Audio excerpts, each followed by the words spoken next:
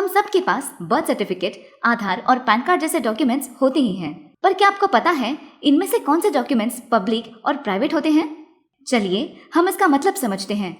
Indian evidence act के तहत जो भी डॉक्यूमेंट्स रिटन फॉर्म में होते हैं उन्हें डॉक्यूमेंटरी एविडेंस कहा जाता है। और ये दो तरह के होते हैं। एक पब्लिक डॉक्यूमेंट्स जो गवर्नमेंट ऑफिशियल्स और अथॉरिटी द्वारा बनाए जाते हैं, और दूसरे प्राइवेट डॉक्यूमेंट्स जो किसी भी पर्टिकुलर पर्सन तक ही सीमित होते हैं। अगर किसी दो पार्टीज के बीच बिजनेस ट्रांजैक्शन हुआ है तो ये प्राइवेट डॉक्यूमेंट कहलाता है। पब्लिक डॉक्यूमेंट्स गवर्नमेंट ऑफिसेस में इंस्पेक्शन, छानबीन और प्रिस्क्राइब्ड फीस भर के अवेलेबल होते हैं, जबकि प्राइवेट डॉक्यूमेंट्स पब्लिकली अवेलेबल नहीं होते। पब्लिक डॉक्यूमेंट्स की सर्टिफाइड कॉपीज भी कोर्ट में वैलिड मानी जाती है, जिसे प्रूव करने की जरूरत नहीं होती और उसका इंपॉर्टेंस ओरिजिनल कॉपी जितना ही होता है। लेकिन प्राइवेट डॉक्यूमेंट्स के मामले में ऐसा नहीं होता।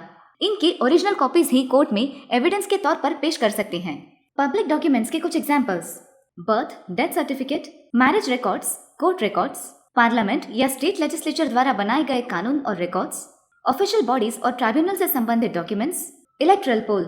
प्राइवेट डॉक्यूमेंट्स के कुछ examples: personal identity card, ATM card, दो पार्टीज के बीच के business transactions, sale deed, gift deeds इत्यादि। हर प्रकार के डॉक्यूमेंट्स एविडेंस के तौर पर इंपॉर्टेंट होते हैं।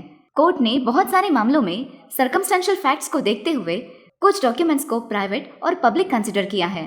डॉक्यूमेंट्स की एविडेंशियरी वैल्यू ज्यादा होती है, इसलिए पब्लिक और प्राइवेट डॉक्यूमेंट्स के फर्क को समझना जरूरी है। आप आरटीआई या अन्य किसी लिटिगेशन पर्पस के लिए पब्लिक डॉक्यूमेंट्स की कॉपीज एक्सेस कर सकते हो।